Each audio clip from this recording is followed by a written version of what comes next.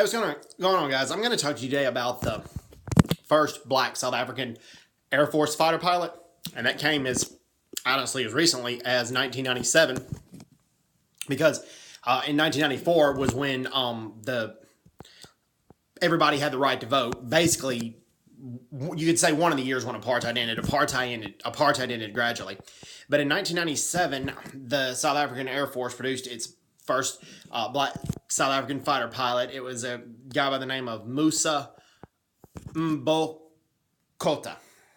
And if my pronunciation is a little off, sorry about that. And his call sign is Midnight, and it's a call sign that he embraces. He embraces the call sign. So, like I said, I got to report that because it's factual and true. And he graduated from high school, from Northview High School in Johannesburg, but he grew up in a village, in a rural village, and South African fighter pilots used to fly over his village all the time. And he said he wanted to be a fighter pilot from a very young age because he would always see the fighter planes fly over his village and make all kind of great maneuvers and acrobatic-like maneuvers. And he said he wanted to do that. So he enlisted in the Air Force, and then shortly after that, he went to officer training and then to pilot training. And he's logged over 2,300 hours in many different kind of jets. And his first jet was the Atlas Impala, and he was one of 6 fighter pilots to be chosen to go to Sweden to learn to fly the Saab Gripen airplane. Saab is the company that made the plane. Gripen, Gripen. And he enjoyed his time in Sweden, and he enjoyed learning how to fly that plane. He said he learned a lot, and he believed that the Gripen will be the plane of the South African Air Force and the main plane for a long time. And he also became the first black South African to command the 2nd South African Fighter Squadron, the Flying Cheetahs. They were in the Korean War, but he was the first black South African to command that fighter squadron.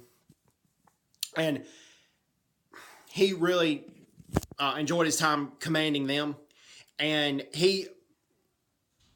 even though he finds flying very fun, very enjoyable, he says take it seriously. He said he's had times where birds have came and flown into his airplane, and that happens to every pilot. And he says that the flight does not end when you land on the runway. You got to go into, after that, go into the